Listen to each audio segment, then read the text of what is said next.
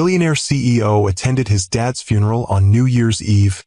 He froze when he saw his ex-wife with twin sons he never knew about. The cathedral doors swung open, letting in a gust of winter air.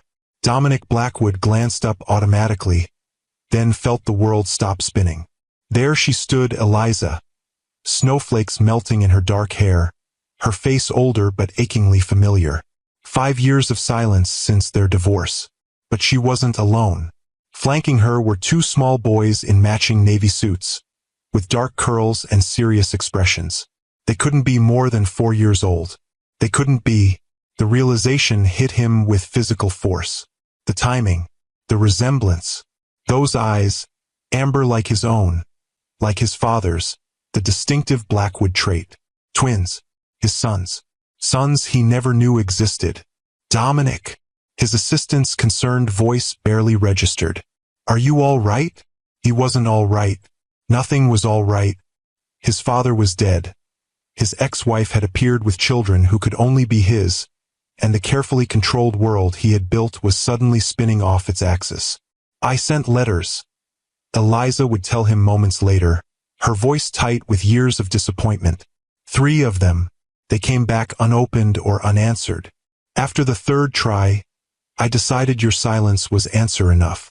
Have you ever wondered what happens when a man who has everything, money, power, success, discovers what he's been missing all along? What would you do if you suddenly found out you were the father of children you never knew existed? And what if this revelation came on the day you buried your own father, when your world was already crumbling beneath your feet? Hi, my beautiful sisters. This story touches on something so many of us understand. The strength it takes to raise children alone, to build a life on your own terms, and to protect your heart after it's been broken. Eliza's journey reminds us that sometimes the most powerful choice a woman can make is to walk away from a relationship that diminishes her worth, even when it means facing an uncertain future. Her dignity, her resilience, and her unwavering commitment to her children's well-being reflect the quiet courage that so many women demonstrate every day. As we explore this story together, I hope you'll see yourself in her strength and remember that your value is never determined by someone else's ability to recognize it. If you've ever had to rebuild your life or make difficult choices to protect your peace, this story is for you. Please like this video if you've ever had to be both mother and father to your children, or if you admire the women who do. The last place Dominic Blackwood expected to confront his past was at his father's funeral. Snow fell in delicate flurries outside the grand cathedral, dusting the shoulders of mourners as they filed inside. New Year's Eve, a time for reflection and new beginnings, now forever marked by an ending. Richard Blackwood, industrial titan and ruthless businessman, was dead at 73, leaving behind an empire, a complicated legacy, and a son who had spent a lifetime seeking his approval. Dominic stood at the front of the church, his tall frame rigid in a perfectly tailored black suit, accepting condolences with practiced composure. At 42, he had mastered the art of emotional restraint, a skill learned at his father's knee. As CEO of Blackwood Industries, he had transformed his father's already successful company into a global powerhouse worth billions. The business pages called him brilliant, ruthless, visionary. None mentioned lonely. Your father would be proud, murmured an elderly board member, clasping Dominic's hand. Dominic nodded, the practiced response automatic. Would he, though? Richard Blackwood had never been easy to impress, his praise as rare as desert rain. Even Dominic's most spectacular business triumphs had been met with measured nods and immediate questions about the next challenge. Never enough. Never quite right. The cathedral doors opened again, letting in a gust of winter air and another group of mourners. Dominic glanced up automatically, then froze, his carefully maintained composure shattering like thin ice. Eliza. She stood in the doorway, snowflakes melting in her dark hair, her face older but still achingly familiar. 5 years had passed since their divorce. 5 years since she had walked away from their marriage with nothing but her dignity intact. 5 years of silence. But she wasn't alone. Flanking her were 2 small boys, identical in their solemn little navy suits, with dark curls and serious expressions. They couldn't be more than 4 years old. They couldn't be. The realization hit Dominic with physical force, stealing his breath. The timing, the resemblance, the boy's eyes, amber like his own, like his father's, the distinctive Blackwood trait that had marked their family for generations. Twins, his sons. Sons he never knew existed. The cathedral seemed to tilt around him, the murmurs of mourners fading to white noise. Across the space between them, Eliza's eyes met his, and in them he read confirmation, challenge, and something else he couldn't quite name. Dominic! His assistant's concerned voice broke through his shock. Are you all right? He wasn't all right. Nothing was all right. His father was dead. His ex-wife had appeared with children who could only be his, and the carefully controlled world he had built was suddenly spinning off its axis. Excuse me, he managed, moving away from the receiving line with as much dignity as he could muster. He needed space, needed air, needed to process the impossible scene before him. Retreating to a small antechamber off the main cathedral, Dominic braced himself against a stone wall, his mind racing. Twins, his children Eliza had never told him about, had kept hidden for years while he built his empire, attended board meetings, closed deals, and filled the emptiness of his life with work and more work. The door opened quietly behind him. He didn't need to turn to know who it was. You had no right, he said, his voice low and tightly controlled. I had every right, Eliza replied, her voice softer than he remembered but with the same quiet strength that had first drawn him to her.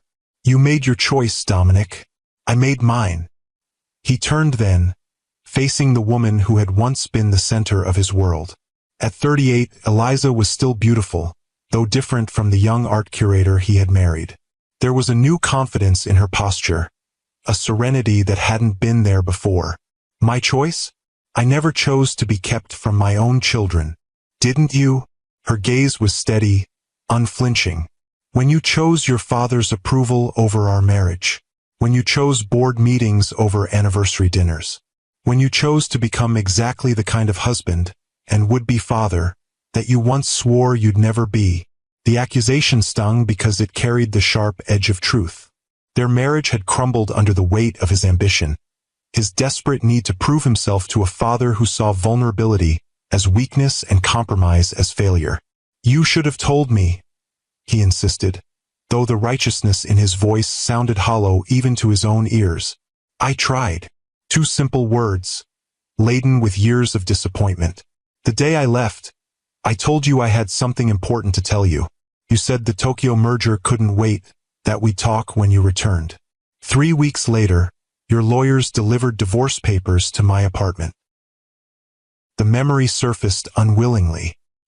He had been so angry when she left, so wounded by what he'd seen as her abandonment. The divorce had been a preemptive strike, a way to regain control of a situation that had made him feel powerless. And afterward? For years, Eliza. For years of my sons' lives. I sent letters, 3 of them, to your office, your home, even through your mother. They came back unopened or unanswered. She crossed her arms, not defensively but as if holding herself together. After the 3rd try, I decided that your silence was answer enough. Had there been letters? He vaguely remembered his assistant mentioning correspondence from Eliza that he had refused to look at. Too raw from the divorce, too consumed with proving that he didn't need her, that he was fine on his own.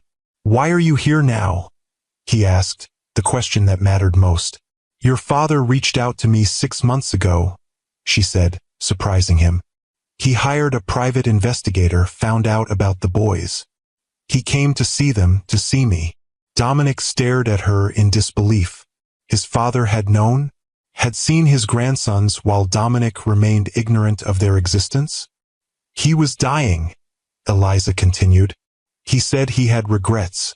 About you, about the way he'd raised you. He wanted to know his grandsons before he died, and he wanted... She hesitated. He wanted them to know their father, too. He asked me to bring them today.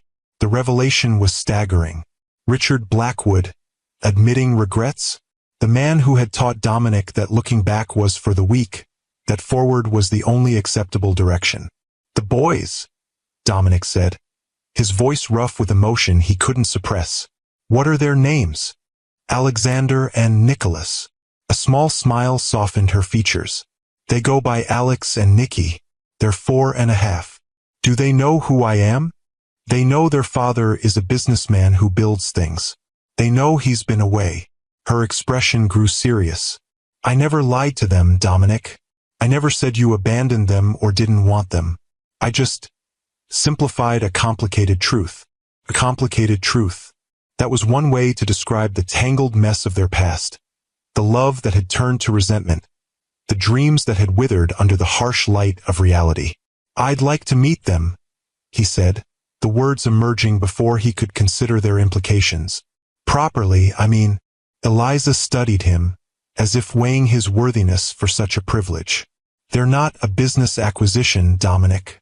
They're little boys with feelings and needs. They're not here to fill some void in your life or continue the Blackwood legacy." The assessment was so accurate it felt like a physical blow. Wasn't that exactly what children had always represented in the Blackwood family? Vessels for ambition, carriers of legacy, extensions of ego rather than individuals in their own right? "I know that," he said, though in truth, he wasn't sure he did. What did he know about being a father? His own had been a distant figure, demanding excellence but offering little warmth. Was that all he had to offer these boys he hadn't known existed until moments ago? Before Eliza could respond, the door opened again, and a small face peered around it. One of the twins, Dominic couldn't tell which, regarded him with solemn curiosity. "Mom?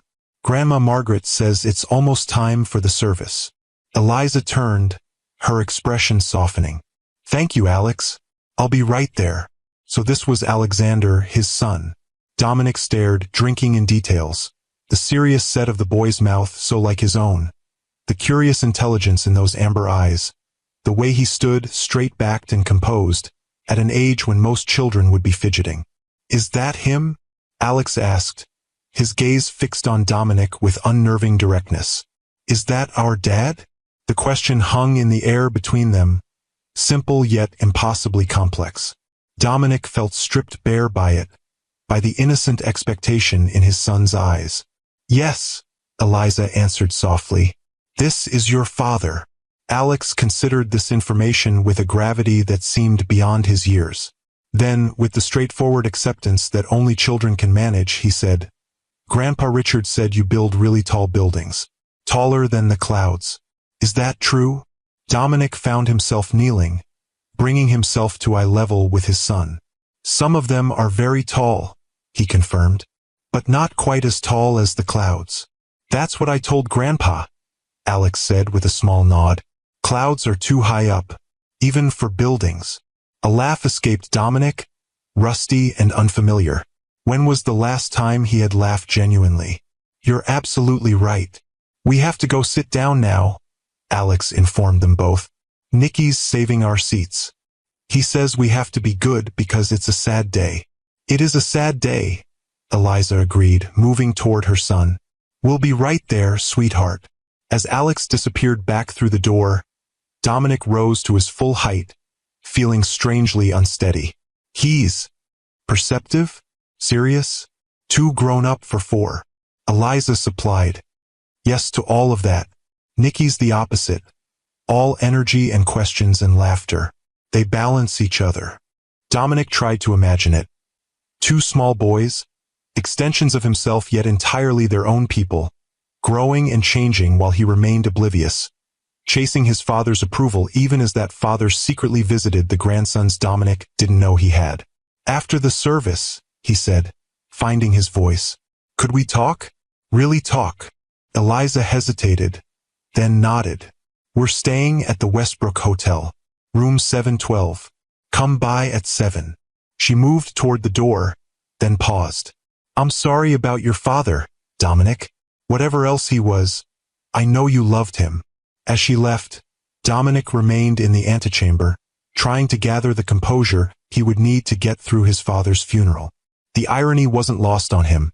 Richard Blackwood, who had shaped Dominic's life with his demands and expectations, had orchestrated this final revelation from beyond the grave? Had it been an act of reconciliation, of atonement, or one last lesson for a son who had spent a lifetime trying to earn his father's approval? If you've ever had a moment that changed everything, a revelation that made you question the life you've built and the person you've become, hit that like button. And if you believe in second chances, in the possibility that it's never too late to become the person you were meant to be, subscribe to Timeless Love Tales with Mr. Harrison.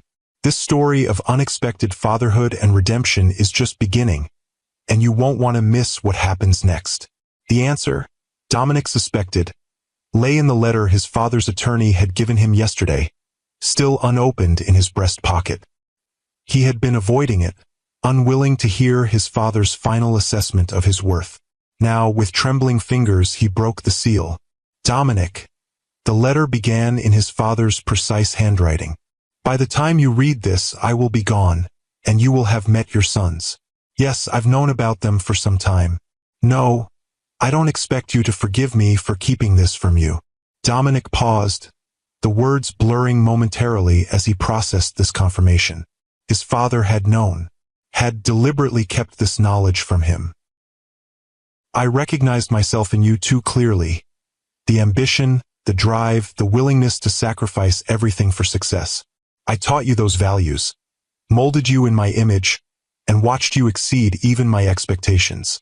You became everything I wanted you to be, and in doing so, you made the same mistakes I did. The cathedral bells began to toll, calling mourners to take their seats, but Dominic couldn't stop reading. I lost your mother's love to my ambition. You lost Eliza to yours. I was an absent father. You've been no father at all. The words cut deep, their truth undeniable. The difference is that you still have time to change. Alexander and Nicholas are extraordinary boys. They deserve better than the father I was to you, better than the father you were on track to become. Dominic could almost hear his father's voice, the rare moments of genuine emotion breaking through his usual reserve. My final wish is not for the company, not for the Blackwood legacy, but for you to break the cycle. Be the father I never was. Build something more meaningful than towers of steel and glass. The last lines were written with a heavier hand, as if his father had pressed down with particular emphasis. This is not a request. It is a challenge. Prove me wrong about you, Dominic. Prove that you can be more than my echo. Your father, Richard. Dominic read the letter twice, then carefully folded it and returned it to his pocket. The bells continued their solemn call, and he knew he needed to take his place at the front of the church. He straightened his tie, squared his shoulders, and prepared to say goodbye to his father. But as he stepped back into the cathedral, his gaze found Eliza and the twins, seated midway down the aisle. Alexander. Alex sat straight-backed and solemn, while his brother, Nicholas, fidgeted slightly until Eliza gently stilled him with a hand on his knee. For the first time in his adult life, Dominic felt the stirring of something beyond ambition, beyond the need for validation or success. It was terrifying, this sudden awareness of all he had missed, all he stood to lose if he couldn't change the patterns of a lifetime.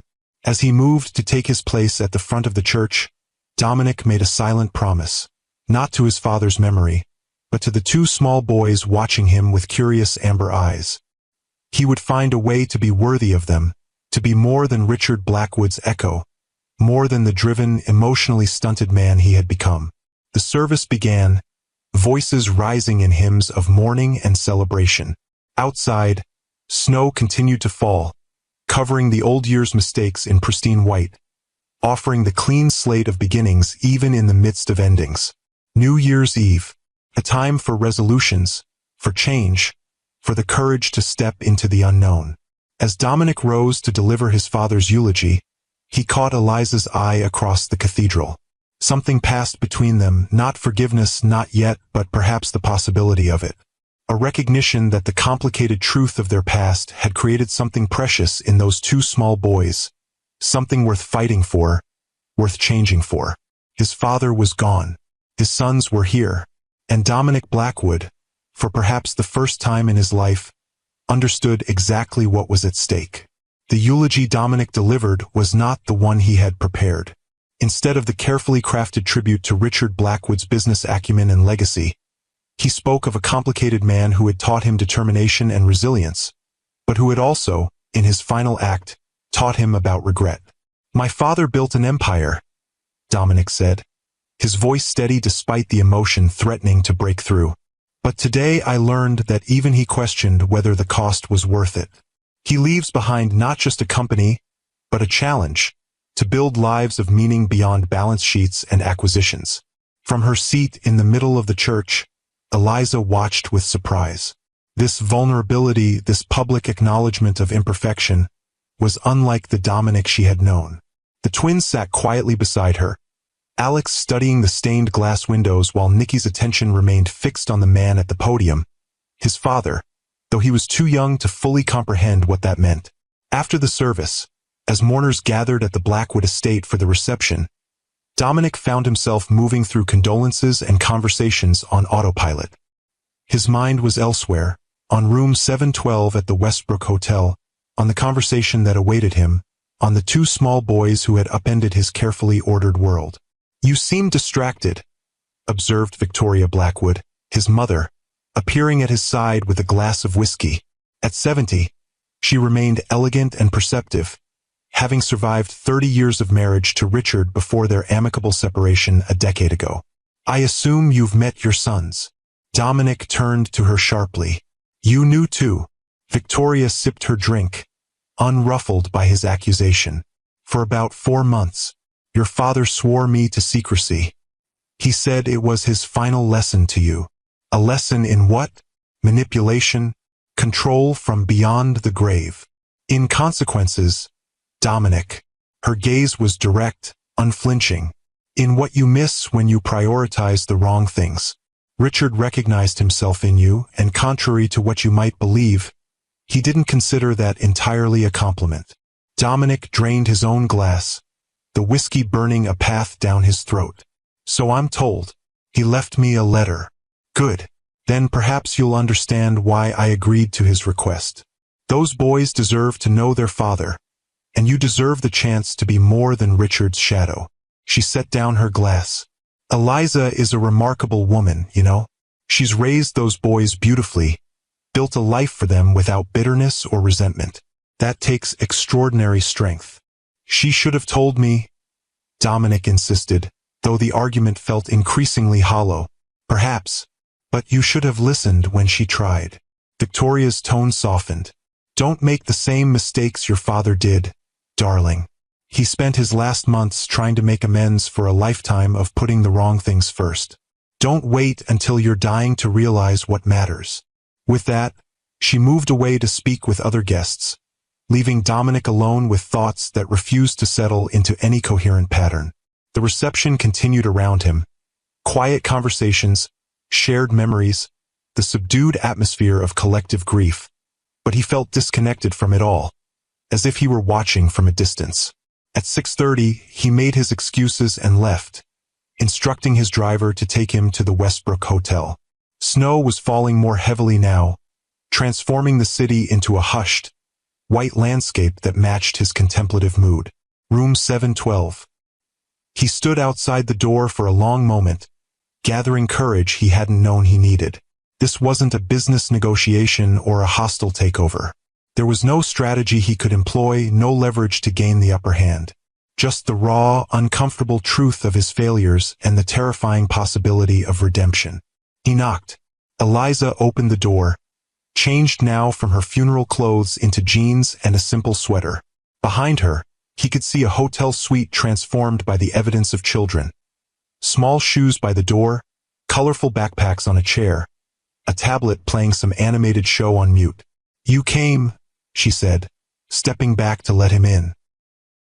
"I said I would." He entered cautiously, feeling like a visitor in a foreign country, unsure of the customs or language. The twins were sitting on the floor of the suite's living area, building something elaborate with magnetic tiles. They looked up at his entrance, their identical faces showing different reactions. Alex's thoughtful assessment, Nikki's open curiosity. "Boys," Eliza said, her voice gentle but firm. "You remember meeting Mr. Blackwood at the church? He's going to talk with me for a little while." "In the grown-up room?"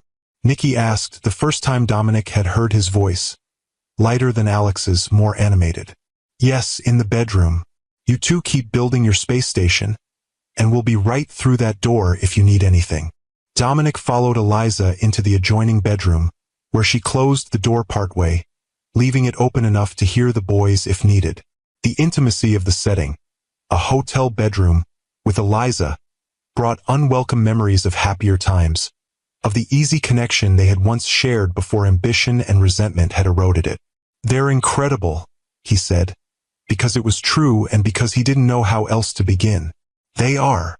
Eliza sat on the edge of the bed, gesturing for him to take the armchair opposite. "They're smart, kind, stubborn as hell sometimes. They're their own people, Dominic.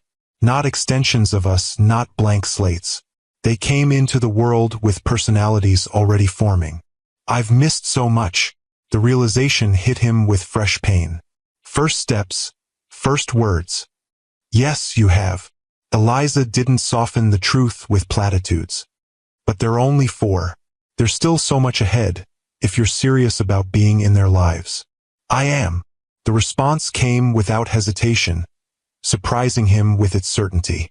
"I don't know how to be a father, Eliza. God knows I didn't have the best example. But I want to learn." She studied him, her expression guarded. "Why?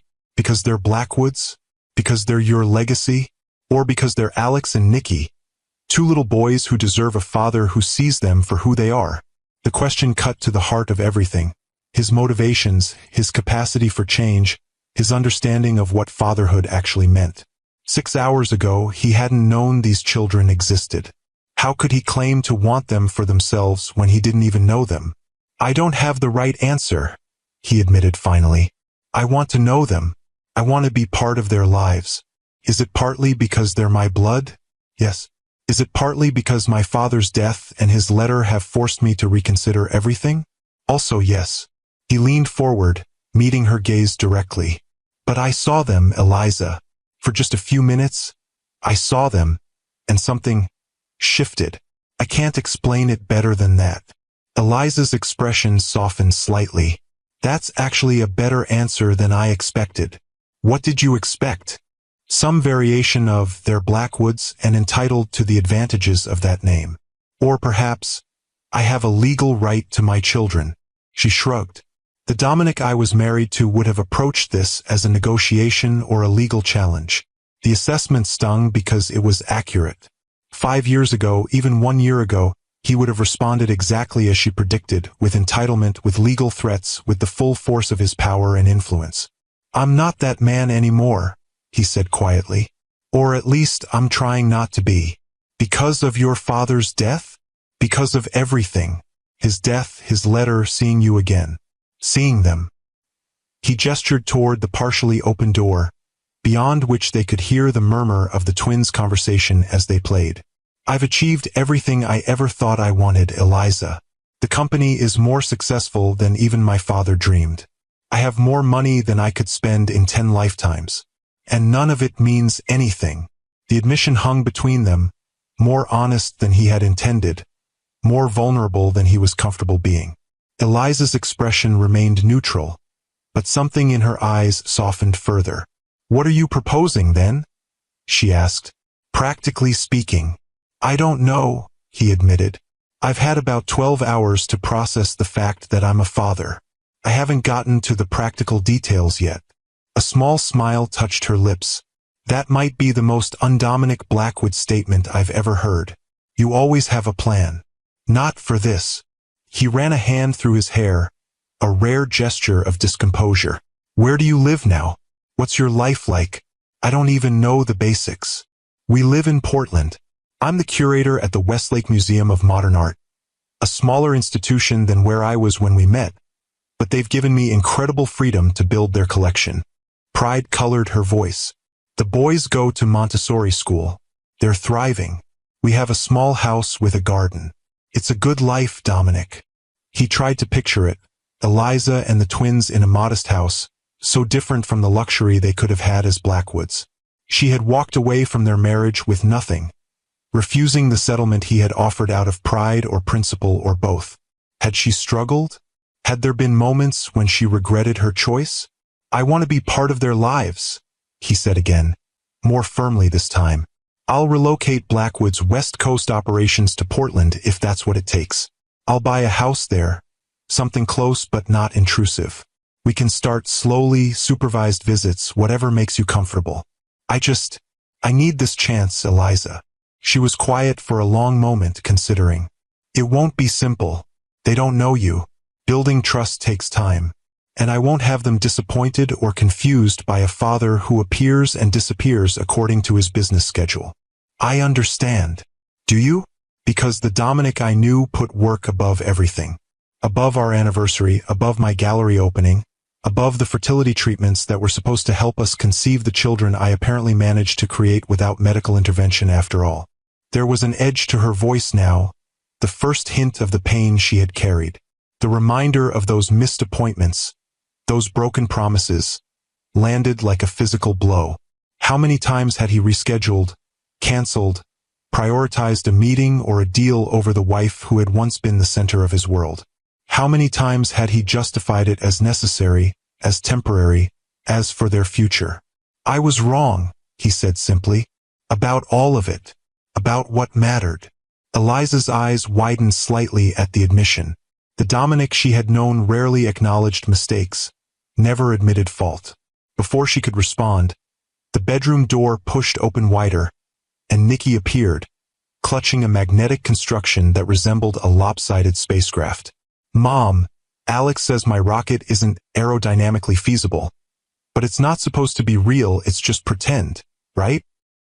His indignant expression was so earnest that Dominic felt an unexpected surge of affection. "Imagination is just as important as physics," Eliza assured him, her tone shifting seamlessly from the tension of adult conversation to the patience of motherhood. "Why don't you show your rocket to Mr. Blackwood? He builds things too." Nikki turned to Dominic, suddenly shy but extending the magnetic creation nonetheless. "It's a space rocket that can go to Jupiter," he explained. "Alex says the shape is wrong, but I think it looks cool." Dominic accepted the construction carefully, examining it with exaggerated seriousness. "The most important thing about design is that it solves the problem you're trying to address," he said, finding himself speaking to his son as he would to a young architect in his firm, without condescension. "Is your rocket supposed to be fast or carry a lot of astronauts?" "Fast," Nikki declared. "Super, super fast." "Then I think the streamlined shape is perfect," Dominic concluded, handing it back. "Sometimes the people who change the world are the ones who don't follow all the rules." Nikki beamed, clutching the rocket. "That's what I said." He turned back toward the living room. "Alex, Mr. Blackwood says my rocket is good because it's streamlined," Dominic supplied. "Streamlined," Nikki repeated triumphantly, disappearing back through the door. When he was gone, Eliza regarded Dominic with a new expression, something between surprise and reluctant approval. "That was good," she said. "You didn't talk down to him. He's clearly intelligent." "Why would I?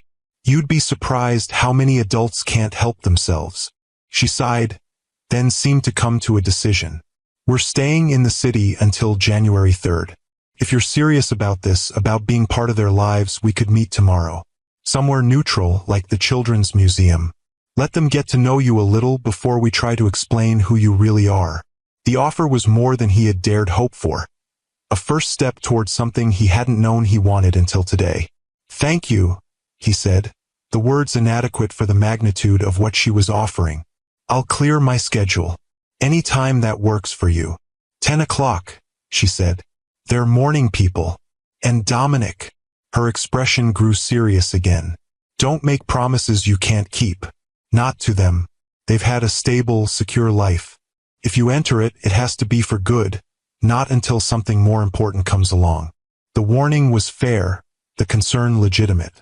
The man he had been would have bristled at the implication, would have defended his intentions with arrogance rather than humility.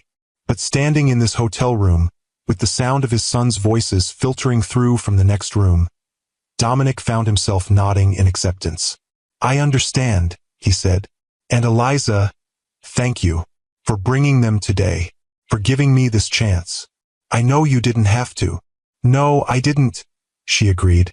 "But your father was right about one thing: they deserve to know you and you deserve to know them.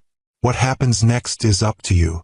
As Dominic left the hotel room, the weight of that responsibility settled on his shoulders, heavier than any business deal, more consequential than any corporate merger. Tomorrow he would begin the process of becoming someone new. Not just Dominic Blackwood, billionaire CEO, but Dominic Blackwood, father. The snow had stopped falling, leaving the city transformed under its pristine blanket. Tomorrow would be the first day of a new year. A clean slate, a beginning. For the first time in longer than he could remember, Dominic felt something like hope. Have you ever had to completely reimagine your life in a single day? To look at everything you thought mattered and realize you've been chasing the wrong things all along? If this story of unexpected fatherhood and second chances resonates with you, hit that like button and share your thoughts in the comments. And if you want to see how Dominic navigates his first real day as a father to twins who don't know him, subscribe to Timeless Love Tales with Mr. Harrison. The journey is just beginning, and I promise you won't want to miss what happens next. Dominic barely slept that night. In his penthouse apartment, surrounded by the trappings of success. Awards, expensive art, the panoramic view of the city he had helped reshape. He felt strangely disconnected from the life he had built. For the first time, he saw his home through different eyes. There was nothing here for children. No warmth, no color, no evidence that this space belonged to a human being rather than a corporate entity. He spent hours researching Portland, the Westlake Museum where Eliza worked, Montessori education, and finally, hesitantly, parenting resources for fathers of preschool-age children. The information was overwhelming, the terminology unfamiliar, the expectations daunting. How did anyone learn to be a parent? Was there a manual, a course, a certification he could obtain that would prepare him for tomorrow? By morning, Dominic had made 3 important decisions. First, he would relocate Blackwood's West Coast headquarters to Portland, a move he'd been considering for business reasons anyway. Second, he would find a house there. Not a mansion or penthouse, but something warm and welcoming, with a yard where children could play. And third, he would approach today not as Dominic Blackwood, CEO, but simply as a man meeting 2 extraordinary little boys who happened to share his blood. The Children's Museum was bustling with activity when he arrived, 15 minutes early. Families moved through colorful exhibits, children's laughter echoing off high ceilings. Dominic felt conspicuously out of place in his tailored coat and polished shoes, surrounded by parents in casual clothes chasing excited children. "You look terrified," Eliza's voice came from behind him. She wore jeans and a green sweater, her dark hair loose around her shoulders. Beside her stood the twins, bundled in matching blue coats, their amber eyes taking in the museum with different expressions. Alex's measured assessment, Nikki's barely contained excitement. "I am," Dominic admitted, surprising himself with his honesty. Eliza's expression softened slightly. "That's actually reassuring. Fear means you understand the stakes." She turned to the boys. "Alex, Nikki, you remember Mr. Blackwood from yesterday?" "From the church," Alex confirmed, studying Dominic with that unervingly direct gaze. "You liked my rocket," Nikki added, bouncing slightly on his toes. "Mom says you're going to play with us today." "I'd like that very much," Dominic said, kneeling to their level despite his expensive suit pants. "I've never been to this museum before. Perhaps you could show me your favorite exhibits." "The water table," Nikki exclaimed immediately. "You can build dams and make the water go different ways." "The construction zone is better," Alex countered. "You can design buildings that don't fall down during earthquakes." Dominic glanced up at Eliza, who was watching the interaction with guarded hope. "Both sound fascinating," he said to the boys. "Why don't we start with the water table, since it's closest, and then visit the construction zone?" Nikki beamed triumphantly at his brother, who shrugged with surprising maturity. "That's logical. Closest first is more efficient." As they moved through the museum, Dominic found himself relaxing incrementally.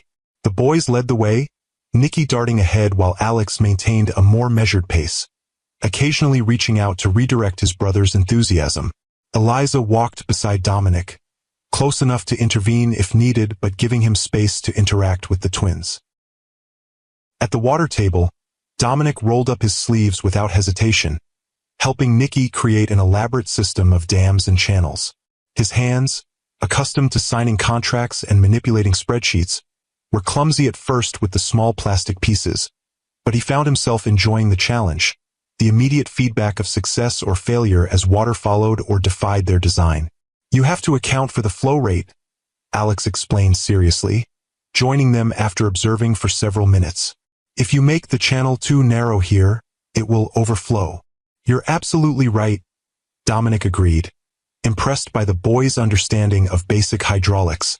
What if we widen this section and create a reservoir here? Working together, they created a complex water system that drew admiring glances from other families. Dominic found himself laughing at Nicky's delight when they successfully diverted water through their creation, and feeling an unexpected surge of pride at Alex's methodical problem-solving. You're getting soaked, Eliza observed, amusement in her voice as water splashed onto Dominic's shirt. Worth it, he replied, and meant it.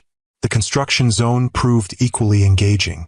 Here, Alex took the lead, explaining the principles of earthquake-resistant design with remarkable clarity for a 4-year-old. Dominic contributed his own knowledge of structural engineering, simplified but not dumbed down, and was rewarded with Alex's rare, thoughtful smile when their collaborative tower withstood the simulated earthquake better than any other. You really do build things, Alex said, regarding Dominic with new respect. I do, Dominic confirmed, though usually with steel and concrete rather than foam blocks. Do you like it? Building things? The question was simple but profound. Did he like it? Had he ever stopped to consider whether the empire building that consumed his life brought him joy? I like solving problems, he answered honestly, creating something that wasn't there before. But I think I've forgotten to have fun with it, the way we just did. Alex nodded, as if this made perfect sense to him. That's sad. Mom says work should have some joy in it? Or what's the point? Out of the mouths of babes. Dominic glanced at Eliza, who was helping Nicky with his own, more whimsical construction. Your mother is very wise. By lunchtime, Dominic had participated in a science experiment, helped create a collaborative mural, and been thoroughly schooled in dinosaur facts by an enthusiastic Nicky. His suit was rumpled, his hair slightly disheveled, and he couldn't remember the last time he'd felt so present, so engaged in the moment rather than planning 3 steps ahead. They ate in the museum cafe chicken nuggets and apple slices for the boys, sandwiches for the adults. Dominic watched, fascinated, as Eliza automatically cut Nicky's food into smaller pieces while reminding Alex to use his napkin. The choreography of parenting, the 1,000 small gestures of care she performed without thinking, humbled him. You're very good at this, he said quietly while the boys were distracted by their food. I've had 4 years of practice, she replied, but there was no bite to her words. It wasn't always this smooth. There were plenty of nights I thought I couldn't do it, especially when they were babies. You did it alone. It wasn't a question but an acknowledgement, heavy with unspoken regret. Not entirely alone. My mother helped when she could, and I found a community. Other single parents, neighbors who became friends. She met his gaze directly. I made a life for us, Dominic. A good one. I can see that. He hesitated, then added, I want to be part of that life, if you'll let me. Not to disrupt it, but to contribute to it. Before she could respond, Nicky tugged at Dominic's sleeve, his face earnest. Mr. Blackwood, do you know how to make paper airplanes? The really good kind that fly super far. I do, actually, Dominic said, grateful for the interruption. My grandfather taught me when I was about your age. Can you show me? Please. Nicky's expression was so hopeful that Dominic felt something shift in his chest, a protective tenderness he'd never experienced before. Of course. He reached for a napkin, folding it with precision. The secret is in the balance. Too heavy at the front, and it nosedives. Too heavy at the back, and it stalls. As he demonstrated the technique, Dominic was aware of Eliza watching them, her expression softening. Alex, initially skeptical, soon joined them, offering suggestions for aerodynamic improvements that Dominic incorporated with genuine appreciation. The afternoon continued in this vein, moments of connection interspersed with the natural awkwardness of strangers becoming acquainted. By 4 o'clock, the twins were showing signs of fatigue, Nikki's boundless energy finally flagging, Alex's questions becoming less frequent. "We should head back to the hotel," Eliza said, gathering their belongings. "They still need some quiet time before dinner." Dominic nodded, surprised by his reluctance to end the day. "Of course." As they walked toward the exit, Nicky slipped his small hand into Dominic's without ceremony. The gesture, so simple and trusting, nearly undid him. He glanced at Eliza, who looked equally startled but gave a small nod of approval. Outside, snow had begun falling again, large flakes drifting lazily from a pearl-gray sky. Nicky immediately tilted his face upward, trying to catch snowflakes on his tongue. Alex, more practical, pulled his hat lower over his ears. "I had a really fun day," Nicky announced, still holding Dominic's hand. "Are you going to come play with us again tomorrow?" The question hung in the air, weighted with implications. Dominic looked to Eliza, unwilling to make promises without her approval. "Actually," she said carefully, "I thought perhaps Mr. Blackwood might join us for dinner tonight, at the hotel, if he's not too busy." The invitation surprised him. "I'd like that very much. And tomorrow too?" Nicky persisted. "We'll see," Eliza hedged. "Remember, we're flying home to Portland the day after tomorrow." "You could come to Portland," Alex suggested, his logical mind working through the problem. "They have airplanes that go there. I've been on them." Dominic suppressed a smile at the boy's earnest solution. "That's very true. And as it happens, I need to visit Portland soon for business." "When?" Alex asked, direct as always. "Very soon," Dominic promised, meeting Eliza's gaze over the boys' heads. "Sooner than I had planned." That evening, dinner in the hotel suite was a casual affair. Pizza ordered in, the boys in pajamas, a children's movie playing quietly in the background. Dominic, who had gone home to change into more casual clothes, felt like he had stepped into an alternate universe, one where board meetings and quarterly reports were replaced by discussions about favorite dinosaurs and whether pineapple belonged on pizza. Nicky was emphatically for, Alex scientifically against. After dinner, as the twins became increasingly drowsy, Eliza announced it was bedtime. To Dominic's surprise, both boys asked if he would read them a story. "Just one," Eliza stipulated. "It's already past your bedtime." In the bedroom the boys shared, Dominic sat awkwardly on the edge of one bed, a picture book about space exploration in his hands. Alex and Nicky snuggled under their respective covers, watching him expectantly. "You have to do the voices," Nicky instructed sleepily. "Mom always does the voices." "I'll do my best," Dominic promised, opening the book. He had never read a children's story aloud before, had certainly never done the voices. But he found himself fully committing to the performance, deepening his voice for the mission commander, adopting a slight mechanical tone for the robot assistant. The boys watched with heavy-lidded attention, Nicky giggling at the funny parts, Alex correcting Dominic's pronunciation of astronomical terms.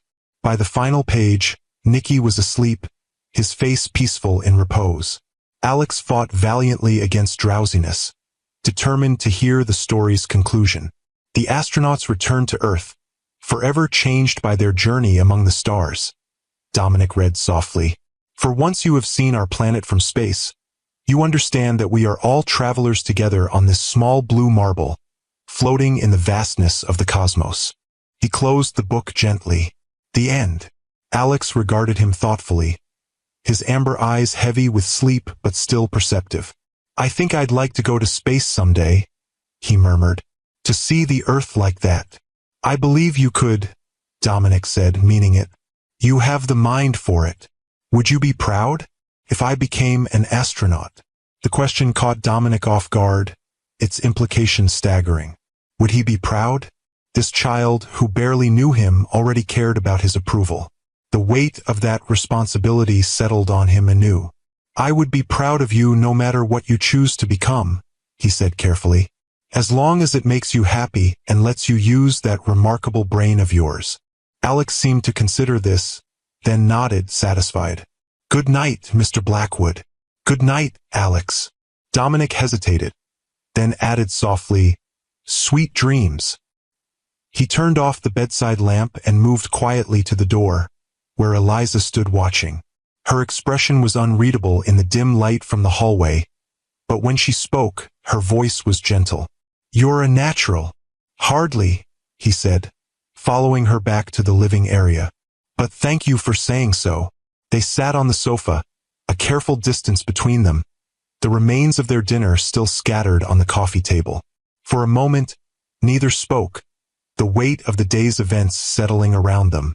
They like you, Eliza said finally. Especially Nicky. He doesn't usually warm up to strangers so quickly. They're extraordinary children, Dominic replied. You've done an amazing job with them. It hasn't always been easy.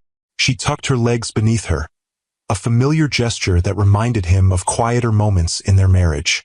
There were times I was so angry with you, Dominic. Times I wanted to call and scream at you for not being there, for making me do this alone. Why didn't you? Pride at first. Then, as time passed, it just seemed pointless. You had made your choice. I had made mine. She shrugged slightly. And the boys were thriving. I didn't want to disrupt their lives with conflict. I meant what I said earlier, Dominic said after a moment, about wanting to be part of their lives. I'm going to relocate to Portland, establish Blackwood's West Coast operations there. I've already spoken to my executive team. Eliza's eyebrows rose. That's a significant move. It's the right one. He leaned forward, elbows on his knees. I don't expect to step into their lives as if the past 4 years never happened. I know I'll need to earn their trust and yours, but I want the chance to try. And if it becomes too difficult, if business calls you away, if being a father isn't what you expected. Her questions were pointed but fair. Then I'll have to make choices differently than I have in the past. He met her gaze directly. I can't promise I'll never make mistakes, Eliza, but I can promise that from this moment forward, Alex and Nicky will be my priority. Not the company, not my father's legacy, not my own ambition. She studied him for a long moment, as if searching for the truth behind his words. I believe you mean that right now, she said finally.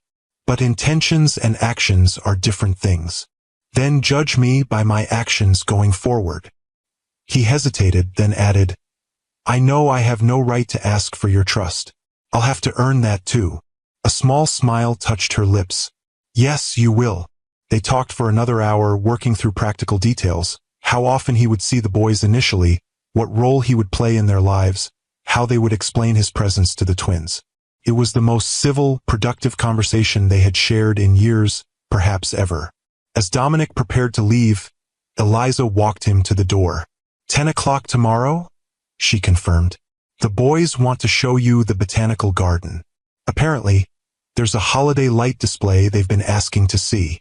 I'll be here, he promised. At the door, he paused. Thank you, Eliza, for today, for giving me this chance. Don't thank me yet, she warned, but her tone was lighter than before. You haven't experienced a full day with twin 4-year-olds. Tomorrow might send you running back to your boardroom. He smiled, recognizing the tentative olive branch in her teasing. I'll take my chances. As he walked through the hotel lobby, Dominic's phone buzzed with messages from his executive assistant. Urgent matters requiring his attention. Decisions that couldn't wait. Crises that only he could resolve. 24 hours ago, he would have immediately diverted to his office, regardless of the hour. Tonight, he silenced his phone and slipped it into his pocket. Tomorrow would be soon enough. Tonight, he needed to research botanical gardens, holiday light displays, And what kind of house in Portland might be suitable for a father who wanted to be close to his sons without intruding on the life their mother had built? For the first time in his adult life, Dominic Blackwood was putting something ahead of Blackwood Industries. And strangely, the world hadn't ended. If anything, it felt like it was just beginning. If you've ever had to completely reimagine your priorities or found yourself facing an unexpected second chance, hit that like button. And if you believe that it's never too late to become the person you were meant to be, subscribe to Timeless Love Tales with Mr. Harrison. In our next installment, we'll see how Dominic navigates the challenges of becoming a father to children who have lived their whole lives without him, and whether Eliza can truly trust the man who once broke her heart. The journey of this unexpected family is just beginning, and I promise you won't want to miss what happens next. The botanical garden was transformed by thousands of twinkling lights, turning the winter landscape into a magical wonderland. Nikki raced ahead, exclaiming over each new display, while Alex walked more deliberately, explaining to Dominic the scientific principles behind the light installations with remarkable clarity for a 4-year-old. The lights look brighter because it's reflecting off the snow, he explained seriously. That's called amplification. Amplification, Dominic corrected gently. And you're absolutely right. The white surface bounces the light rather than absorbing it. Alex nodded, pleased with the confirmation. That's why they put mirrors behind candles in the olden days. Mom showed me in a book. Eliza walked slightly behind them, giving Dominic space to interact with the boys, while remaining close enough to intervene if needed. She had been surprised by how naturally he had fallen into conversation with them, never talking down to them or dismissing their questions, no matter how basic or complex. Look, Nikki called, pointing to an elaborate light sculpture of sea creatures. Whales and dolphins. Can we go see? Of course, Dominic agreed, allowing himself to be pulled toward the display. He glanced back at Eliza, who nodded encouragingly. As they moved through the garden, Dominic found himself relaxing into this new role. He answered Nikki's rapid-fire questions about marine life, thankful for a documentary he'd recently watched, discussed the energy efficiency of LED lights with Alex, and even joined in a spontaneous game of I Spy that had both boys giggling. You're good with them, Eliza said quietly when the twins were momentarily distracted by a light tunnel they could run through. Better than I expected. They make it easy, Dominic admitted. They're so open, so curious. I keep waiting for them to realize I have no idea what I'm doing. That's parenting in a nutshell, she replied with a small smile. None of us know what we're doing. We just get better at faking it. The casual intimacy of the conversation, the shared observation about their sons, felt both strange and familiar. For a moment, Dominic could almost imagine an alternate reality where they had raised the boys together from the beginning, where his ambition hadn't driven a wedge between them, where they were simply a family enjoying a winter outing. But they weren't that family. The past couldn't be undone, only learned from. And the future, well, that remained to be written. Dominic, Eliza said, her voice more serious now. There's something we need to discuss. About the boys. He tensed, bracing himself. What is it? They've been asking questions. About you. About why you're suddenly spending time with us. She watched the twins running through the light tunnel, their laughter echoing in the cold air. I think it's time we tell them who you really are. The moment he had both anticipated and dreaded had arrived sooner than expected. Are you sure they're ready? That I'm ready? I don't think anyone is ever ready for this kind of conversation, she said honestly. But they're confused, and they deserve the truth. A version they can understand, at least. Dominic nodded slowly. When? Tonight. After we get back to the hotel. Before they're too tired, but after they've had time to process today. She met his gaze directly. Unless you think it's too soon? The question wasn't a challenge but a genuine inquiry, acknowledging his stake in this decision. It was more consideration than he deserved, given his absence from their lives until now. No, he said after a moment. You're right. They deserve the truth. The rest of their garden visit passed in a blur of lights and laughter, though Dominic found himself studying the twins with new intensity, memorizing their expressions, their mannerisms, the distinct personalities that set them apart despite their identical appearance. Would they look at him differently once they knew? Would the easy connection they'd begun to form change when they understood who he really was? Back at the hotel, after dinner and baths, Eliza gathered the boys on the sofa in the suite's living area. They were in pajamas, their hair still damp, faces flushed from the excitement of the day. "We need to talk about something important," she began, sitting across from them on the coffee table. Dominic stood slightly to the side, his heart racing with an anxiety he'd never experienced in even the most high-stakes business negotiations. "Are we in trouble?" Nicky asked immediately, his expressive face concerned. "Not at all," Eliza assured him. "This is about Mr. Blackwood, and why he's been spending time with us." Both boys turned to look at Dominic, their amber eyes, his eyes, curious and trusting. "Remember how I've told you that your father is a businessman who builds things?" Eliza continued carefully. "And that he's been away?" Alex, always quicker to make connections, looked from Eliza to Dominic and back again. "Is Mr. Blackwood our dad?" he asked directly. The question, so simply put, hung in the air between them. Dominic felt frozen, unable to speak past the lump in his throat.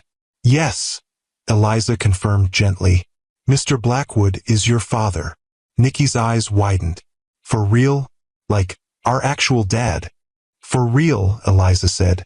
"Your actual dad." The twins processed this information with remarkably different reactions. Alex grew quiet, his thoughtful gaze assessing Dominic with new understanding. Nicky, by contrast, exploded with questions. "Why didn't you tell us before? Where have you been?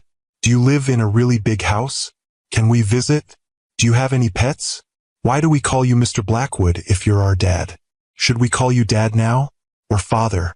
Or—" "Nicky," Eliza interrupted gently. "One question at a time, please." Dominic moved to sit beside Eliza, facing the boys. "Those are all excellent questions," he said, finding his voice at last. "The most important one is why I haven't been part of your lives until now." He glanced at Eliza, who nodded encouragingly. "The truth is," he continued, choosing his words carefully, "I didn't know about you, your mother and I. We separated before she knew she was going to have you. And afterward, there were misunderstandings. You didn't get our letters," Alex said, his logical mind filling in the gaps from conversations he'd overheard. "That's right," Dominic confirmed, surprised by the boy's perception. "I didn't know I had two amazing sons until I saw you at the cathedral with your mother." "That's why you looked so surprised," Alex noted. "Your face went all funny." Despite the tension of the moment, Dominic found himself smiling. "Yes, my face probably did go all funny. It was the best surprise of my life. But now you know about us," Nicky said, leaning forward eagerly. "So you can be our dad for real? And we can do stuff together and everything?" The hope in his son's voice nearly undid Dominic. He looked to Eliza, unwilling to make promises without her approval. "That's what we're figuring out," she said carefully. "Your father lives here and we live in Portland. But he's going to be spending more time in Portland for his work, which means he can see you more often. Are you going to live with us?" Nicky asked Dominic directly. "No, sweetheart," Eliza answered before Dominic could respond. "Your father will have his own place in Portland, but he'll be close by. And I'll be able to spend time with you," Dominic added, "as much as possible, if that's what you want." "I want that," Nicky declared immediately. "Alex does too, right, Alex?" All eyes turned to the quieter twin, who had been observing the conversation with his characteristic thoughtfulness. "Will you leave again?" he asked Dominic, his voice smaller than usual. "If you get too busy with work or something?" The question cut to the heart of everything. Dominic's past failures, his current intentions, the fears of a child wise enough to know that adults sometimes disappeared from your life. "No," Dominic said firmly, meeting his son's gaze. "I won't leave again. I might have to travel sometimes for work, but I will always come back. Always." Alex considered this promise, weighing it with a seriousness that belied his years. "Okay," he said finally. "Then I want that too." The conversation continued, the boys asking questions that ranged from profound to practical to absurd. Did Dominic know how to swim? Yes. Could he help with their space station model? He would try. Did he like broccoli? Not particularly. Would he come to their school for Parents' Day? Absolutely. Did he have a spaceship? Unfortunately, no. Through it all, Dominic answered honestly, sometimes deferring to Eliza when questions touched on logistics or boundaries. They were building something here, a fragile foundation of trust and understanding that would require care and patience to nurture. When the boys finally began to fade, eyes heavy with sleep despite their excitement, Eliza announced it was bedtime. "Can Dad read us our story tonight?" Nikki asked, the new title slipping out naturally. Dominic felt his heart constrict at the simple word. Dad. He was someone's dad. Two someone's, actually. The reality of it hit him anew, overwhelming in its magnitude. "Of course," Eliza agreed, watching Dominic's reaction with understanding in her eyes. "If he'd like to." "I'd like that very much," Dominic managed, his voice rougher than usual. In the bedroom, as he read another space adventure with voices as instructed, Dominic was acutely aware of the privilege he'd been granted. These remarkable little boys had accepted him with an openness and forgiveness that humbled him. They had given him a gift he hadn't earned and couldn't possibly deserve, the chance to be their father. When both twins were finally asleep, Dominic quietly left the room, finding Eliza waiting in the living area with 2 glasses of wine. "I thought you might need this," she said, offering him one. "It's been an emotional day." He accepted the glass gratefully, sinking onto the sofa beside her. "They're incredible, Eliza. The way they processed everything, the questions they asked. I'm in awe of them. And of you, for raising them to be so resilient. Children are remarkably adaptable," she said, sipping her wine. "More so than adults, usually. But don't be surprised if there are questions, concerns, even some anger as they process this further. Especially from Alex. He internalizes things more than Nikki. Like his father," Dominic acknowledged ruefully. "Like both his parents," Eliza corrected with a small smile. "I'm not exactly an open book myself." They sat in companionable silence for a moment, the weight of the day settling around them. Outside, snow continued to fall, blanketing the city in hushed white. "What happens now?" Dominic asked finally. "Practically speaking, you come to Portland," Eliza said simply. "You find a place to live, not too far from us. We establish a routine, maybe dinner once a week at first, then perhaps an afternoon on weekends. We take it slowly, let the boys set the pace. And us?" The question slipped out before he could consider its implications. Eliza's expression grew more guarded. "There is no us, Dominic. Not in the way you're asking. We're co-parents now. That's all." He nodded, accepting the boundary she'd established. "Of course. I didn't mean to imply." "Yes, you did," she interrupted, but without anger. "And it's understandable. We have history. We share children. But that history includes you choosing your ambition over our marriage, and me building a life without you. Those aren't things we can simply set aside because circumstances have changed." "You're right," he acknowledged. "I apologize." She studied him for a moment, then softened slightly. "I don't regret our marriage, Dominic. It gave me Alex and Nikki, but I've worked too hard to build a life on my terms to risk going backward." "I understand." And he did, more clearly than he might have even a day ago. The woman sitting beside him wasn't the same Eliza he had married, the talented but somewhat insecure art curator who had been dazzled by his attention. This Eliza was stronger, more confident, shaped by the challenges of single motherhood and the necessity of standing on her own. "For what it's worth," he added after a moment, "I admire the life you've built, and I'm grateful that you're willing to let me be part of it, even in a limited capacity." She smiled then, a genuine expression that reminded him of happier times. "It's not about limitation, Dominic. It's about finding the right balance. For all of us, but especially for the boys. As he left the hotel that night, Dominic felt both emotionally drained and strangely energized. The conversation with the twins had gone better than he could have hoped, but he harbored no illusions about the challenges ahead. Building a relationship with his sons would take time, patience, and a willingness to prioritize their needs above his own. Something that didn't come naturally to a man who had spent his entire adult life pursuing his own ambitions. But for the first time, those ambitions seemed hollow compared to the simple joy of hearing Nicky call him Dad, or seeing Alex's rare, thoughtful smile when he correctly answered a complex question. Success had a different definition now, one that couldn't be measured in stock prices or corporate acquisitions.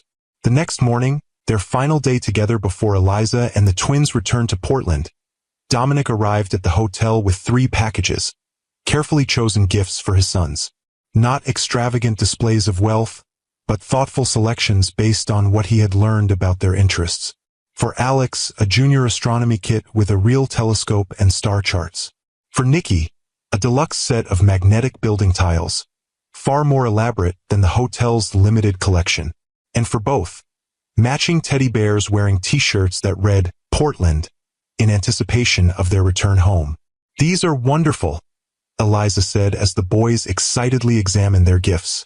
"But you don't need to bring presents every time you see them." "I know," Dominic assured her. "But I wanted them to have something to remember our time together, and something to look forward to in Portland." The day passed too quickly. A visit to the Natural History Museum, dinosaurs for Nicky, geological exhibits for Alex, lunch at a child-friendly restaurant, and finally, a quiet afternoon in the hotel suite playing with the new toys. Dominic found himself memorizing details. The way Nicky's whole face lit up when he laughed, the serious furrow of Alex's brow when he concentrated, the distinct personalities that made them individuals despite their identical appearance. When it was time for him to leave, knowing they would fly to Portland the next morning, both boys hugged him fiercely. "You promise you'll come see us?" Nicky asked, his arms still wrapped around Dominic's neck. "I promise," Dominic assured him. Very soon, Alex, more reserved but equally emotional, studied Dominic's face carefully. "We'll save your letters this time," he said solemnly, "so they don't get lost." The simple statement, with its implicit forgiveness for past failures, nearly undid Dominic. "Thank you," he managed. "I'll write to you both, and call, and visit as soon as I can." At the door, Eliza handed him a small envelope. Their school information, pediatrician details, favorite foods, bedtime routines, everything you might need to know for when you're in Portland. The gesture, practical yet profound in its implication of trust, touched him deeply. "Thank you," he said, tucking the envelope carefully into his jacket. "For everything." "They're your sons too, Dominic," she said simply. "They deserve to know you, and you deserve to know them." As he walked away from the hotel for the last time, Dominic felt the weight of responsibility settling more firmly on his shoulders. But unlike the burdens he had carried throughout his career, the expectations of his father, the demands of the company, the relentless pursuit of success, this weight felt right, necessary, even welcome. He had spent 42 years becoming Dominic Blackwood, billionaire CEO, his father's son and heir. Now he faced a new challenge, becoming dad to Alex and Nicky, a role far more important and infinitely more rewarding than any he had held before. The journey wouldn't be easy. There would be missteps and misunderstandings, moments of connection and periods of doubt. But for the first time in his life, Dominic was pursuing something more meaningful than profit margins and market share. He was pursuing a relationship with his sons, a chance to break the cycle of emotional distance that had defined the Blackwood men for generations. As snow continued to fall on New Year's Day, blanketing the city in pristine white, Dominic made a resolution that had nothing to do with business strategies or corporate goals.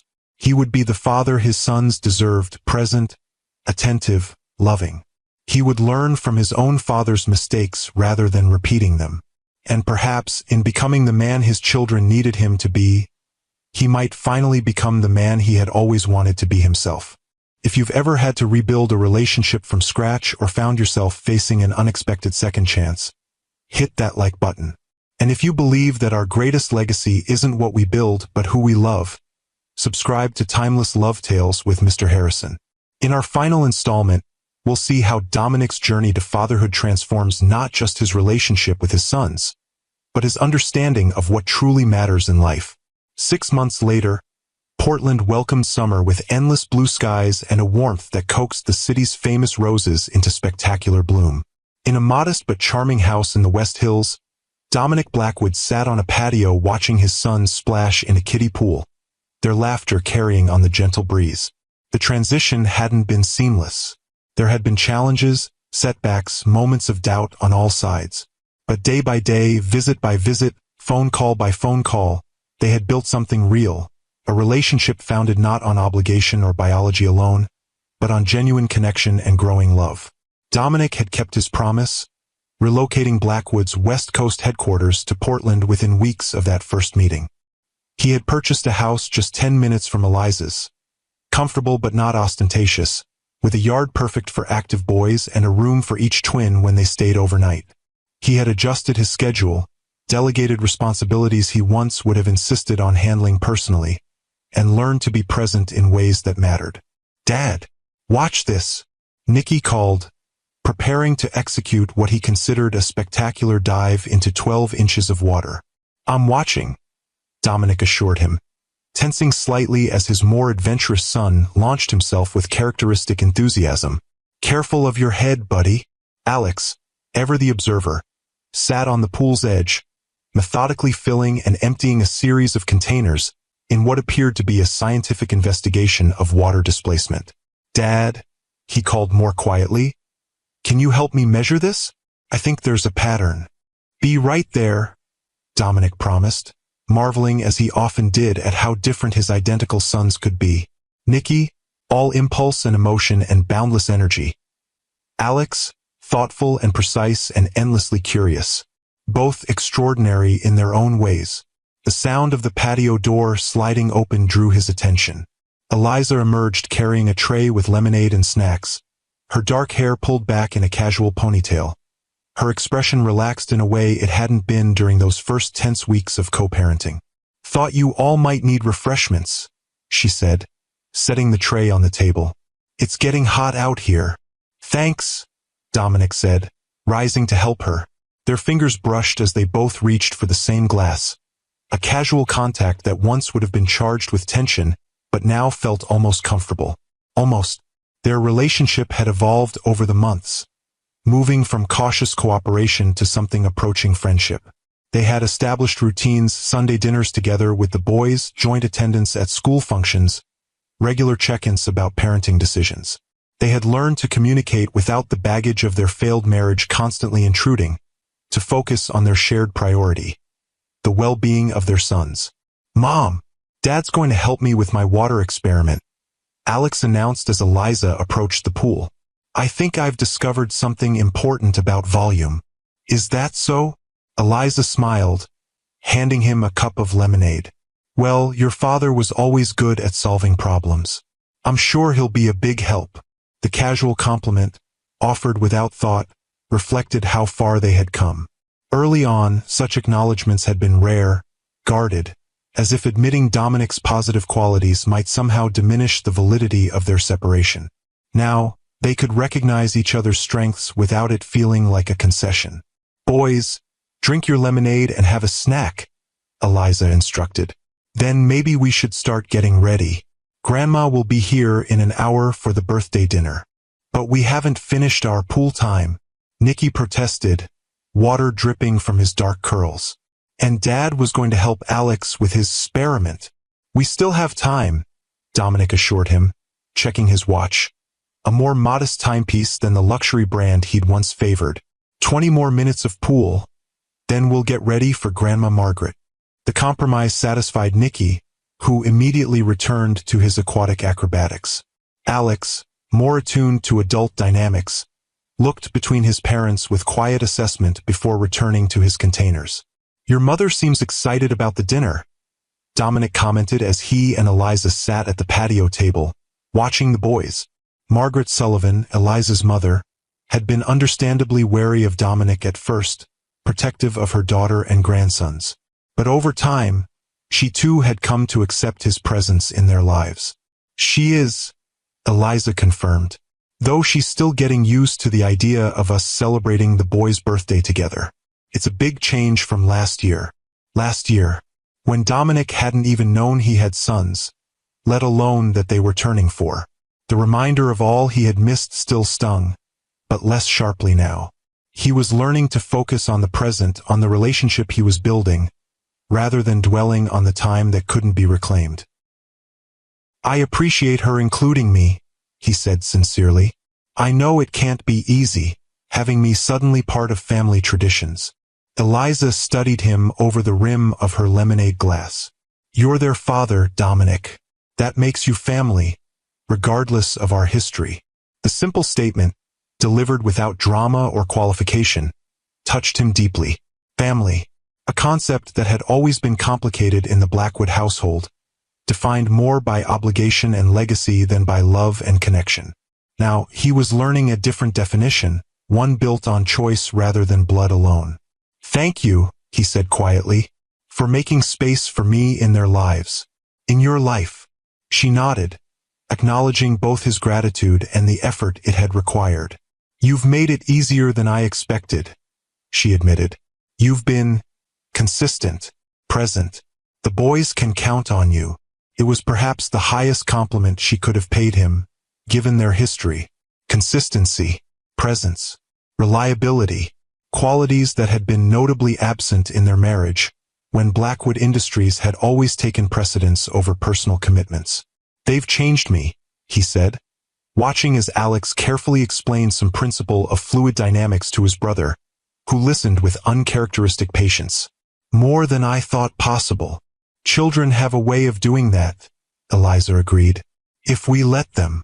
The conversation paused as Nikki called for their attention, demonstrating what he claimed was a double backflip, but more closely resembled an enthusiastic splash. They applauded appropriately, exchanging the knowing smile of parents accustomed to showing amazement at ordinary feats. "Victoria called yesterday," Eliza mentioned casually as they returned to their seats. "She wanted to confirm the details for her visit next month." Dominic nodded, still somewhat surprised by how well his mother had adapted to her role as grandmother. Victoria Blackwood had embraced the twins with unexpected warmth, flying to Portland monthly to spend time with them, sending thoughtful gifts and handwritten letters between visits. She had even begun tentatively rebuilding her relationship with Eliza, finding common ground in their shared love for the boys. "She mentioned something about taking them to the coast," Dominic said. "If that's all right with you." "Of course," Eliza agreed easily. "They love the beach and they adore her. It's good for them to have that relationship." Another marker of their progress, this easy negotiation of extended family involvement, the willingness to accommodate each other's parents in their sons' lives. 6 months ago, such discussions had been fraught with tension, each decision a potential minefield of past grievances and future concerns. "Dad," Alex called, interrupting their conversation. "I need your help now. The experiment is at a critical stage." "Duty calls," Dominic said with a smile, rising from his chair. "Go," Eliza encouraged. "I'll start getting things ready inside." As Dominic knelt beside the pool, listening intently to Alex's detailed explanation of his water volume hypothesis, he was struck by how natural this felt now. This role of father, this participation in the ordinary moments of his sons' lives. The business calls could wait. The emails would still be there later. This was what couldn't be delegated or postponed. "See, if I pour this much water into this container, and then transfer it to this one, the level rises by exactly this much," Alex explained, his small face serious with concentration. "But if I use a different shaped container, the level changes differently, even though it's the same amount of water." "That's a brilliant observation," Dominic said, genuinely impressed by his son's intuitive understanding of volume and displacement. "You're discovering principles that scientists like Archimedes figured out thousands of years ago." Alex's eyes widened. "Really? Who's Archimedes?" An ancient Greek mathematician and inventor, Dominic explained. There's a famous story about him taking a bath and suddenly understanding this very concept you're exploring. He was so excited that he jumped out of the tub and ran through the streets shouting Eureka. Was he naked? Nikki interjected, suddenly interested in the historical anecdote. The story says he was, Dominic confirmed, suppressing a smile at his son's predictable focus. Both boys dissolved into giggles at this detail, their laughter bright and uninhibited in the summer air. Dominic found himself laughing with them, struck by the simple joy of the moment. Kneeling beside a kiddie pool, discussing ancient Greek mathematicians with his sons, their faces alight with the peculiar hilarity that only naked scientists could inspire. This, he realized, was happiness. Not the fleeting satisfaction of closing a deal or the hollow pride of acquiring another company, but this connection, presence, belonging. The very things he had sacrificed in his relentless pursuit of success, the things his father had taught him to dismiss as distractions from the real business of achievement. Later, as they prepared for the birthday dinner, Dominic helped the twins change into dry clothes, a task he had initially approached with trepidation but now managed with reasonable competence. He still marveled at Eliza's efficiency, the way she could simultaneously button a shirt, comb hair, and remind about teeth brushing, all while mentally organizing the evening ahead. But he was learning, improving with each overnight visit, each bedtime routine, each morning rush. "Dad," Alex said as Dominic helped him with a particularly stubborn button, "are you happy that you found us?"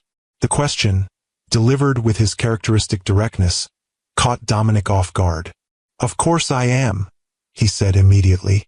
"Finding you and Nikki was the best thing that ever happened to me.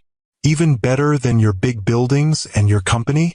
Alex persisted, his amber eyes, so like Dominic's own, searching for the truth. "Much better," Dominic assured him, abandoning the button to meet his son's gaze directly. "Buildings are just structures. Companies are just organizations. But you and Nikki, you're part of me. The best part." Alex considered this answer with his usual thoughtfulness. "I'm happy you found us too," he said finally, even though it was at Grandpa Richard's funeral, which was sad. But maybe he did it on purpose. "Did what on purpose?" "Brought us all together," Alex explained, as if it were obvious. "Mom says sometimes people can't fix their mistakes while they're alive, but they try to make things right before they go to heaven." The insight, delivered with a child's simplicity but remarkable perception, left Dominic momentarily speechless. Had his father orchestrated this reunion as a final act of atonement? A last attempt to break the cycle of emotional distance that had defined the Blackwood men for generations? "Your mom is very wise," he said finally, "and I think you might be right about Grandpa Richard." Alex nodded, satisfied with this confirmation. "He wasn't very good at being a dad to you," he observed matter-of-factly, "but you're good at being a dad to us. So maybe that's what he wanted to fix." Out of the mouths of babes, Dominic pulled his son into a gentle hug, overwhelmed by the perceptiveness of this small person who somehow understood the complexities of intergenerational healing better than most adults. "I'm still learning," he admitted, "but I promise I'll keep trying to be the best dad I can be." "I know," Alex said with the absolute confidence of childhood. "That's why we love you." The words, offered so casually yet carrying such profound weight, settled in Dominic's heart like a benediction. Love, given freely without condition or expectation. The very thing he had spent a lifetime seeking in achievement and approval, offered now by a child who had known him for only 6 months but somehow saw him more clearly than anyone ever had. The birthday dinner was a success, Margaret Sullivan's initial reserve gradually warming as she witnessed Dominic's genuine devotion to her grandsons. The boys blew out their candles on a cake decorated with stars and planets, Alex's choice, and dinosaurs, Nikki's compromise, making wishes they refused to divulge despite considerable parental curiosity. As the evening wound down, with the twins growing drowsy from excitement and sugar, Dominic found himself on the porch with Eliza, watching the sunset paint the sky in shades of pink and gold. "They had a wonderful day," she said, leaning against the railing. "Thank you for making it special." They make it easy, he replied, echoing words he had spoken months ago in a hotel room when this journey was just beginning. They're extraordinary children. They are, she agreed, a mother's pride evident in her voice. And they adore you. The simple acknowledgement, offered without reservation, meant more to Dominic than any professional accolade he had ever received. I adore them too, he said quietly. More than I thought possible. They stood in companionable silence for a moment, watching as the last rays of sunlight gilded the trees in Eliza's modest garden. So different from the manicured grounds of the Blackwood estate, yet infinitely more welcoming, more alive. Eliza, Dominic said finally, turning to face her, I want to thank you, not just for today, but for everything. For raising our sons with such love and wisdom. For giving me the chance to know them. For teaching me what really matters. She studied him in the fading light, her expression thoughtful. You've changed, she observed, in ways I didn't think possible. They changed me, he acknowledged. You changed me. Or perhaps you all helped me become who I was meant to be all along, beneath my father's expectations and my own ambition. A small smile touched her lips. Either way, it suits you. This version of Dominic Blackwood. Father, co-parent, human being. The description, gently teasing but fundamentally true, made him smile in return. High praise indeed. Inside, they could hear Margaret reading a bedtime story to the twins, their drowsy questions and exclamations growing less frequent as sleep began to claim them. Soon, Dominic would say his goodnights and return to his own house, maintaining the careful boundaries they had established. But for now, in this moment of quiet connection, he allowed himself to feel the fullness of what he had gained in losing his father. Not just sons, but a kind of redemption. A second chance to define success on his own terms. Do you ever wonder, he asked softly, what might have happened if I had opened those letters? If I had known about the twins from the beginning? Eliza considered the question, her gaze turning toward the darkening garden. Sometimes, she admitted, but I've learned that dwelling on what might have been only distracts from what is. And what is right now is pretty wonderful. It is, he agreed, following her gaze to where fireflies had begun to appear, their gentle lights blinking in the twilight. Pretty wonderful indeed. As New Year's Eve had marked an ending that became a beginning, this summer evening seemed to mark another transition, from the careful reconstruction of broken connections to the possibility of something new. Not a return to what was, but the creation of what could be. A family defined not by conventional structures or societal expectations, but by love, respect, and the shared commitment to two remarkable little boys. In the quiet of the porch, with the sounds of his sons drifting through open windows and the woman who had once been his wife standing beside him in peaceful companionship, Dominic Blackwood finally understood what his father had tried to tell him in that last letter. The true measure of a man wasn't found in the empire he built or the wealth he accumulated, but in the lives he touched, the love he gave, and the legacy of connection he created. Richard Blackwood had realized this truth too late to fully live it. But he had given his son a final, precious gift, the chance to learn it while there was still time to embrace it fully. Eliza, Dominic said, turning to face her more directly, there's something I've been wanting to ask you. She looked up at him, her expression curious but guarded. What is it? Would you consider having dinner with me sometime? Just the two of us. He held up a hand as she began to respond. Not as co-parents discussing the boys. Not as former spouses navigating a complicated situation. Just as two people who might want to get to know each other again. Surprise flickered across her face, followed by wariness. Dominic, I know what you're going to say, he continued gently. That we have history, that I hurt you, that you've built a life without me. And you're right about all of that. Then why? Because I think we might have a future too, he said simply. Not the same one we thought we had before, but something new. Something better, because we're both different people now. She studied him in the deepening twilight, her expression thoughtful. The boys would be confused. We wouldn't have to tell them. Not until, if there was something to tell. He took a careful step closer. I'm not asking for promises or commitments, Eliza. Just dinner. A chance to see if there's still something between us beyond our shared love for Alex and Nikki. And if there isn't, then we continue as we have been, co-parents who respect each other and put our children first. He smiled slightly. I've learned that some risks are worth taking, even when success isn't guaranteed. Eliza was quiet for a long moment. The only sound the gentle chorus of evening insects and the distant murmur of Margaret's voice as she finished the bedtime story. When she finally spoke, her voice was soft but clear. Next Friday, she said, my mother can watch the boys. The simple acceptance, offered without drama or qualification, filled Dominic with a quiet joy he hadn't dared to hope for. Friday, he confirmed. I'll make a reservation. Nothing too extravagant, she warned, a hint of the old spark in her eyes. I'm not the same woman who was impressed by exclusive restaurants and champagne. I know, he said, his smile deepening. That's exactly why I'm asking her to dinner. Inside, they heard the twins calling for their final goodnights. The moment of private connection ended, but something had shifted between them. A door opening to possibilities neither had anticipated when they stood in that cathedral 6 months ago, their past colliding with their present in the most unexpected way. As Dominic said goodnight to his sons, accepting sleepy hugs and making promises for their next adventure together, he felt a sense of completion he had never experienced in all his years of corporate achievement. Here, in this modest house with these extraordinary children and their remarkable mother, he had found what had been missing all along. Not just family in the biological sense, but belonging in the deepest meaning of the word.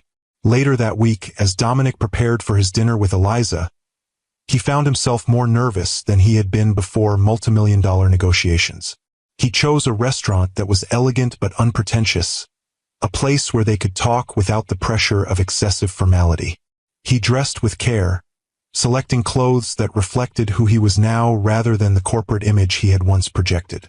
When he arrived at her door to pick her up, the sight of her took his breath away. Not because she was dressed extravagantly, she wasn't, but because she looked so authentically herself.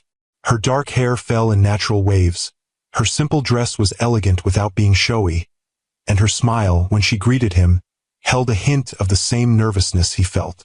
You look beautiful, he said simply. Thank you, she replied, a slight blush coloring her cheeks. The boys are already with my mother. They were very curious about why we were having dinner without them. What did you tell them? That sometimes grown-ups need to talk about grown-up things. She smiled wryly. Nikki immediately assumed we were planning a surprise for them. Alex gave me a look that was far too knowing for a 5-year-old. Dominic laughed, picturing his son's reactions perfectly. They miss nothing, do they? Absolutely nothing, she agreed as they walked to his car. It's exhausting and wonderful all at once. The dinner began with a slight awkwardness, both of them navigating this new territory. Not quite a first date, certainly not a reunion of former spouses, but something unique to their particular circumstances. Yet, as the evening progressed, the conversation flowed more naturally, moving beyond discussions of the twins to rediscovering each other as individuals. Dominic learned about Eliza's work at the museum, her passion for bringing art to underserved communities, her dreams for expanding educational programs for children. She listened as he described his evolving vision for Blackwood Industries, his desire to create a company that valued people as much as profits, his newfound interest in sustainable development. You really have changed, she observed over dessert, studying him with fresh eyes, and not just in the obvious ways. How so? He asked, genuinely curious about her perception. You listen now, she said simply, not just to respond or to formulate a strategy but to understand. You're present in a way you never were before. The observation, delivered without accusation but with clear-eyed honesty, struck Dominic as profoundly true. He had spent most of his life performing the act of listening while his mind raced ahead to the next move, the next goal, the next achievement. Now, he found himself truly engaged in the moment, attentive to the person across from him rather than the opportunity they might represent. The boys taught me that, he acknowledged. They have this remarkable ability to be completely present in whatever they're doing. I wanted to experience the world the way they do. Children are the best teachers, Eliza agreed, a soft smile playing at her lips. If we're willing to learn. As the evening drew to a close, Dominic walked Eliza to her door, both of them aware of the delicate balance they were trying to maintain, acknowledging the attraction that still existed between them while respecting the boundaries necessary for their complex situation. I had a wonderful time, he said as they reached her porch. Thank you for taking a chance on dinner. I did too, she admitted, her expression open in a way it hadn't been since their reunion. It was unexpected. In a good way, I hope? In a good way, she confirmed with a small smile. Though I'm still not sure where this leads, Dominic. We have the boys to consider. Our history. The life I've built here. I know, he assured her. And I'm not asking for anything more than what you're willing to give. Just the chance to see where this might go one step at a time. She studied him in the soft porch light, her expression thoughtful. Then, with a decisiveness that reminded him of the woman he had first fallen in love with, she leaned forward and pressed a gentle kiss to his cheek. Good night, Dominic, she said softly. I'll see you on Sunday for dinner with the boys. It wasn't a promise of forever. It wasn't even a promise of a second date. But in that simple gesture and the warmth in her eyes, Dominic saw something he had once thought lost forever. The possibility of redemption, not just as a father, but as a man worthy of love. Over the following months, they moved forward with careful deliberation. Occasional dinners alone, conversations that stretched late into the night after the twins were asleep, moments of connection that gradually rebuilt the trust that had been broken years before. They were creating something new, not attempting to resurrect what had failed, and in that newness lay its strength. When they finally told the boys, approaching the conversation with thoughtful preparation and age-appropriate honesty, the twins' reactions were characteristically different yet equally touching. Does this mean you'll be at our house even more? Nikki asked Dominic excitedly. Like, for breakfast too sometimes? Sometimes, Dominic confirmed, exchanging a smile with Eliza. If that's okay with you. It's super okay, Nikki declared, throwing his arms around both parents in an enthusiastic hug. Alex, more contemplative as always, considered the implications with his usual thoroughness. Are you getting married again? He asked directly. No, sweetheart, Eliza explained gently. We're just spending more time together because we enjoy each other's company, like very good friends. But with kissing, Nikki interjected with a giggle. Yes, Dominic acknowledged, feeling a blush rise to his cheeks. Sometimes with kissing. Alex nodded, processing this information. I think it's good, he decided finally. We're more like a regular family now, but better because we have two houses. The simple acceptance, delivered with a child's wisdom, touched both parents deeply. They had worried about confusing the boys, about disrupting the stability they had worked so hard to establish. But children, as always, proved more adaptable than adults gave them credit for, embracing the evolving relationship with an openness that put their parents' anxieties to shame. 1 year to the day after Richard Blackwood's funeral, Dominic stood in Eliza's kitchen, helping prepare dinner while the twins built an elaborate fort in the living room. The scene was so domestic, so far removed from the corporate boardrooms and luxury penthouses that had once defined his life, that sometimes he still marveled at the transformation. Penny for your thoughts, Eliza said, bumping him gently with her hip as she reached for a spice on the shelf beside him. Just thinking about how much can change in a year, he replied, catching her hand and pulling her closer. How life can surprise you when you least expect it.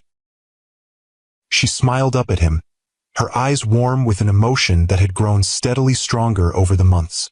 Good surprises, I hope? The best, he assured her, bending to kiss her softly. Finding our sons. Finding you again. Finding myself, maybe for the first time. From the living room came the sound of childish debate. Alex insisting on structural integrity for their fort, Nikki advocating for more decorative elements. Their voices, so different yet harmonious in their shared enthusiasm, filled the house with life and joy. We should probably intervene before engineering principles and artistic vision come to blows, Eliza suggested with a laugh. Probably, Dominic agreed, but he made no move to release her. Eliza, there's something I want to say. Her expression grew more serious, responding to his tone. What is it? I love you, he said simply. Not as the woman I married before or the mother of my children, though you are both those things. I love you as the person you are now. Strong, independent, compassionate. I love the life you've built, the mother you've become, the way you've taught me what really matters. Tears shimmered in her eyes, but her smile remained steady. I love you too, she replied softly. The man you are now, the father you've become, the person who finally understands that true success has nothing to do with wealth or power and everything to do with love and presence. In the living room, the fort debate escalated, drawing their attention back to the present moment. With a shared smile, they moved to join their sons, stepping into the chaos of flying pillows and blanket negotiations with practiced ease. As Dominic helped Alex secure a particularly precarious corner, while Eliza admired Nikki's creative blanket arrangement, he felt a sense of completion that no business achievement had ever provided. Here, in this modest house with these extraordinary people, he had found what his father had recognized too late, that the true measure of a life well lived wasn't found in empires built or fortunes amassed, but in the love given and received, in the connections forged, in the moments of genuine presence with those who matter most. Richard Blackwood's funeral had marked not just an ending, but the beginning of Dominic's real life. A life defined not by his father's expectations or his own ambition, but by the love of two remarkable little boys and the woman who had given him a second chance he hadn't known to ask for. As the twins declared their fort complete and invited their parents inside for an official inspection, Dominic caught Eliza's eye across the pillow-strewn living room. The look they shared, equal parts love, amusement, and gratitude, said everything words couldn't express. They had found their way back to each other through the most unexpected path, creating something stronger and more authentic than what they had lost. Sometimes, Dominic reflected as he crawled into the fort to join his family, the most precious gifts come disguised as our greatest losses. And sometimes, the journey we resist most fiercely leads us exactly where we need to be. If you believe in second chances and the power of love to transform even the most unlikely circumstances, hit that like button and share this video with someone who needs to be reminded that it's never too late to become the person you were meant to be. And if you want more stories that touch the heart and nourish the soul, subscribe to Timeless Love Tales with Mr. Harrison. Remember, the greatest legacy we leave isn't measured in wealth or achievements, but in the lives we touch and the love we share. Until next time, this is Mr. Harrison, reminding you that true love stories never end. They just keep evolving into something even more beautiful than we could have imagined.